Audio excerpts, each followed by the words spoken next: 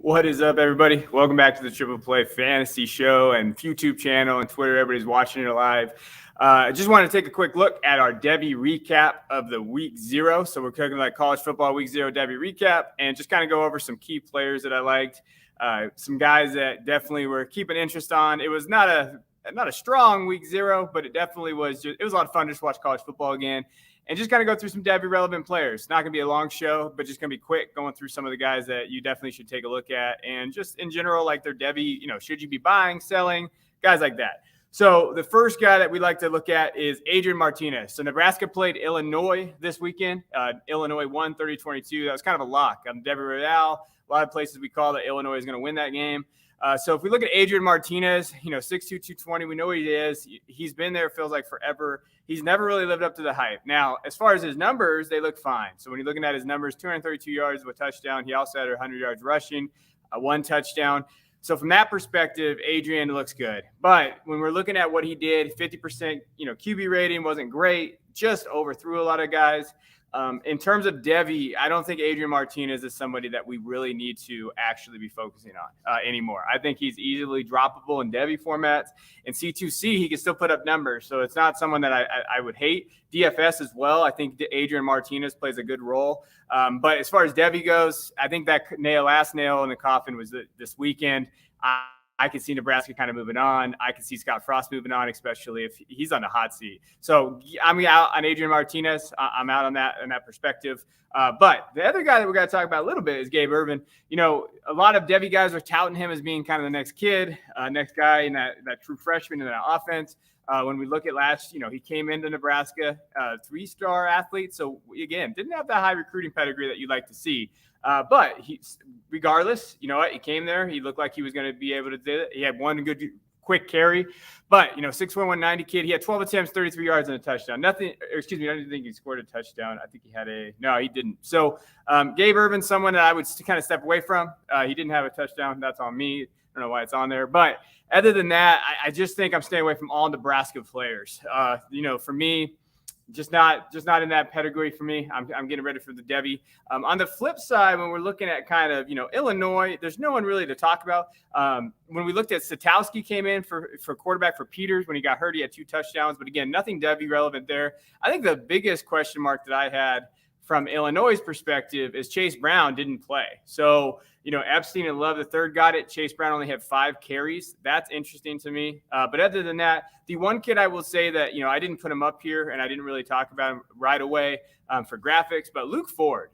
Luke Ford could be addable in, C2C leagues, tight end, 6'6", 260, big kid. He had 3 receptions, 30 yards, and a touchdown. So keep an eye on Luke Ford. That could be one of those guys that we talked about saying, hey, maybe he has some little Devy relevance, especially at that tight end position, which can be tough. Now, if we go to the next game, Fresno State played one of the worst teams I've ever seen in UConn. The Huskies are awful. They knew they were awful. They covered easily. It's 45-0. But let's talk about a couple guys that we really like here. Jake Haener is one guy that I definitely do like. 6'1", 195. You know what? He was 20 for 26. He had 331 yards and 3 touchdowns. QB rating 64%. No interceptions. And, one of my guys, one of my favorite people in the world, Felix Sharp, just a top-notch guy from campus to Canton. He's been on this train. Why can't Jacob Haener be a day 2 pick? And I agree. Like with his numbers, with what he's able to do, with his arm talent, and he looked fantastic against UConn. I think the true test for Haener is going to be against Oregon this week. When we watch him play against that Pac-12 defense, what can he do? But in terms of this, like C2C formats, you should have been grabbing Haener all day. Devy, I think that there is a perspective where he can get day 2 draft capital if he continues to play like this. Last year, as we saw his numbers last year, he had the number 1 rated passing offense in the Mountain West, 5th in the nation for yards per game. Haener was the reason, former Washington transfer. Keep an eye on Haener. This is that kid that could jump up a little bit. And I like that. Now, the other kid, too, that I talked about on Fantasy Pros in my latest article was Jalen Cropper. 6 foot, 173. You know what? This kid's a versatile athlete. He played almost every position in high school. He chose Fresno State to stay home. 6 foot, 3 receptions, 87 yards, and a touchdown. He had a great year. And so for me, this year coming in, again, UConn is not good. So if we're just going to put that out there, but I like what he did. I like what his versatility. I like what he brought to the table. He plays in the slot mostly. I think it was 94% slot share last year or 90. That's okay because that's where he's going to live. And his profile doesn't necessarily scare me anymore because that's what the NFL wants. he has an outside shot of making some real, he can make it into the NFL. I really think he can. And watch him this year. He's going to be the leading target getter on that team. He's going to be the leading receiver on that team. If Haener kind of transcends himself, Cropper is going to go too. Now, the one kid I don't have on here, but I got to mention is my guy, Ronnie Rivers. He's a fifth-year senior. He's been there forever. He leads the school in touchdowns scored. He had 13 carries for 58 yards, and he had 2 receptions for 66 yards and a touchdown. Ronnie should have been all over your C2C drafts. Ronnie Rivers is going to score touchdowns. That's what he does. Now, as far as just Devy rated, he's 195 now, it looks like. That's what he's listed at. That's pretty good. I do think Ronnie's going to carve himself out a role in the NFL. So look at Ronnie Rivers. Understand that Ronnie Rivers does have that kind of that ability. Now, he's older. He's an older prospect. He'll kind of get late on draft capital, but he's a special teams player that could do that. And when you look at just all of his numbers that he's had, he has shown that he scores touchdowns. So Ronnie Rivers, keep an eye on him. Watch that Oregon game is going to be a lot of fun this weekend. Watch it. Okay, seriously, you can take a look at it and see. I think Fresno's going to make some noise a little bit this weekend. Now, after that, next game up was UCLA and Hawaii. This was a tough game to watch because Hawaii wasn't very good. But what I will say is, Zach Charbonnet from Michigan transfer UCLA, 6'1", 220. A lot of people left him for dead. He had a great game against a very bad Hawaii team. 6 attempts, 106 yards, 3 touchdowns. He had 1 reception, 14 yards. So he did what he was supposed to do. Now, the true test is what he's going to do against LSU this weekend. That's the key. And that's the number one thing we got to take a look at. But at least he raised his Devy capital. So for me, I would be selling him if I had him. That's my personal opinion of Charbonnet. I don't see him as being an NFL prospect. But he had a great game. You got to give it to him. He did what he needed to do. As far as the other guys, I think when we saw passing attempts, Dorian Thompson-Robinson was there. He didn't do anything that really showed me that he's going to be a Devy-relevant quarterback. His QBR rating was 41% against a Hawaii team that was terrible.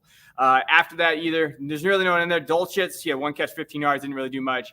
As far as Hawaii goes, if we're talking about Hawaii in terms of like C2C, Chevon Cordero is one of those guys that I really wanted to do well. But he just had a bad game. And I think that he's going to do better in the Mountain West Conference, so just give it time. But I don't know if he's startable right away against these better teams. I just don't see it anymore for Cordero.